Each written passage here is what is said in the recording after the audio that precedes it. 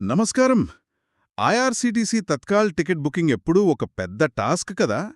అంటే టిక్కెట్లు దొరకడమే కొన్నిసార్లు మహాకష్టం. అవును, నిజమే. చాలా పోటీ ఉంటుంది. ఇప్పుడు విన్నారా, జులై 2025 నుండి ఆధార్ బేస్డ్ కొన్ని కొత్త రూల్స్ వస్తున్నాయట. అవునవును, కొన్ని ముఖ్యమైన మార్పులు రాబోతున్నాయి. మరి ఇవి మన బుకింగ్ అనుభవాన్ని బెటర్ చేస్తాయా లేక ఇంకా కొంచెం కాంప్లికేటెడ్ అవుతుందా? చూద్దాం. రెండూ ఉండే అవకాశముంది. తత్కాల్ బుకింగ్ ఆధార్ నూతన నియమాలు 2025 అనే ఒక గైడ్ ఉంది కదా, దాని ఆధారంగా ఈ మార్పుల గురించి కొంచెం వివరంగా మాట్లాడుకుందాం. మంచిది. ప్రయాణికులు ఏం చేయాలో, ఎందుకు ఈ మార్పులో కూడా స్పష్టత వస్తుంది. సరే, అయితే మొదటి మార్పుతో స్టార్ట్ చేద్దాం. జూలై 1, 2025 నుండి అట ఐఆర్సీటీసీ వెబ్సైట్ లేదా యాప్లో తత్కాల్ టికెట్స్ బుక్ చేయాలంటే మన ఐఆర్సీటీసీ అకౌంట్కి ఆధార్ ఖచ్చితంగా లింక్ అయి ఉండాలి. అవును, లింక్ అవడమే కాదు, వెరిఫై కూడా అయ్యుండాలి. అంటే వెరిఫై అవ్వడమంటే? అంటే మీ ప్రొఫైల్లో ఆధార్ నంబర్ యాడ్ చేశాక మీ ఆధార్కి లింక్ అయిన మొబైల్ నంబర్కి ఒక ఓటీపీ వస్తుంది.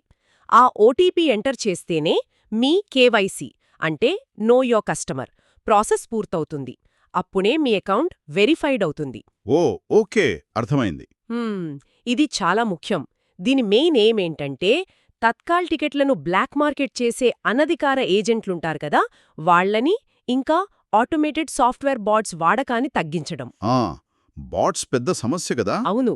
ఇప్పుడు ప్రతి బుకింగ్ ఒక ఆధార్తో లింక్ అయితే ఎవరు బుక్ చేస్తున్నారు అనే దానిపై జవాబుదారీతనం పెరుగుతుంది, ట్రాన్స్పరెన్సీ కూడా.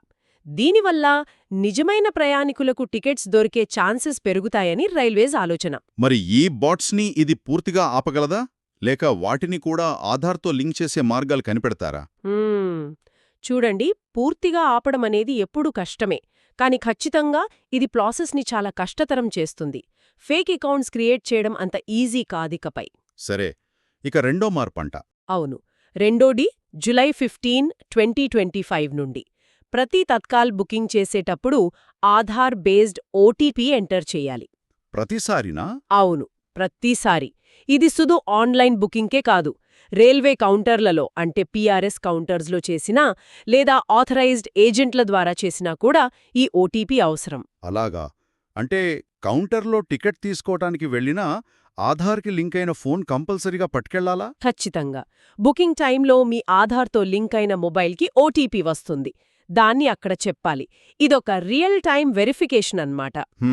టికెట్ తీసుకుంటున్నది ఆ ఆధారున్న వ్యక్తే అని కన్ఫర్మ్ చేయడానికి, మోసాలు తగ్గించడానికి, సెక్యూరిటీ పెంచడానికి ఇది హెల్ప్ అవుతుంది.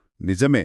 కానీ తత్కాల హడావిడిలో ఓటీపీ రావడం లేటైతే లేక అక్కడ నెట్వర్క్ సరిగా లేకపోతే అప్పుడు కొందరికి ఇబ్బందే కదా. అవ్వచ్చు. ప్రాక్టికల్గా కొన్ని ఛాలెంజెస్ ఉండొచ్చు. అందుకే ముందే ప్రిపేర్డ్గా ఉండటం బెటర్. అంటే నెట్వర్క్ సిగ్నల్ మంచిగా ఉండే చోట ఉండటం, ఫోన్ ఛార్జింగ్తో రెడీగా పెట్టుకోవటం లాంటివి.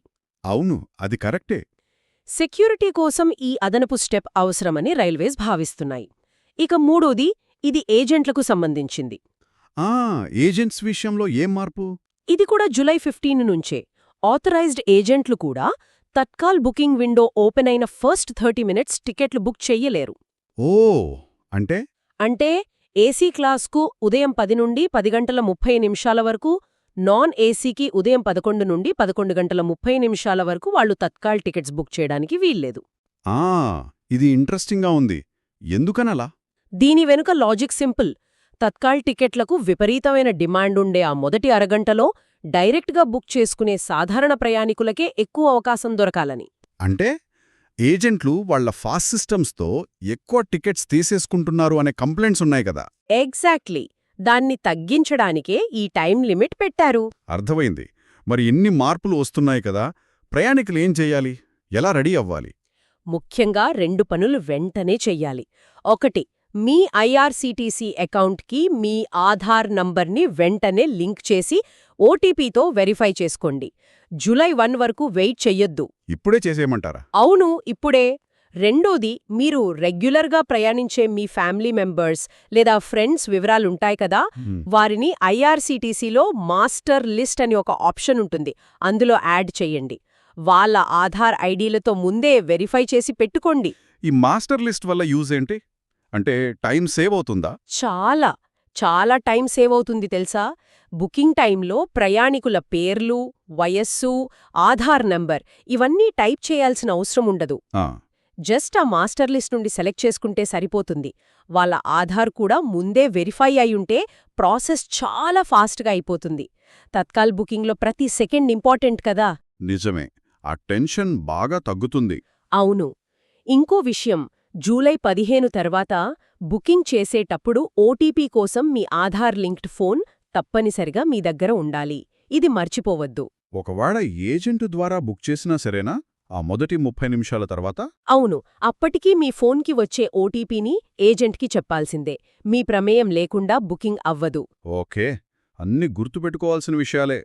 సో ఒక్కసారి ఆ ముఖ్యమైన డేట్స్ మళ్ళీ చెప్పుకుందాం క్లియర్గా. చెప్పండి. జులై 1, 2025 నుండి ఆన్లైన్ తత్కాల్ బుకింగ్స్కి ఆధార్ లింక్, ఆ వెరిఫికేషన్ కంపల్సరీ. కరెక్ట్. తర్వాత జులై 15, 2025 నుండి అన్ని రకాల తత్కాల్ బుకింగ్లకు online, counter, agent, Aadhaar OTP అవసరం.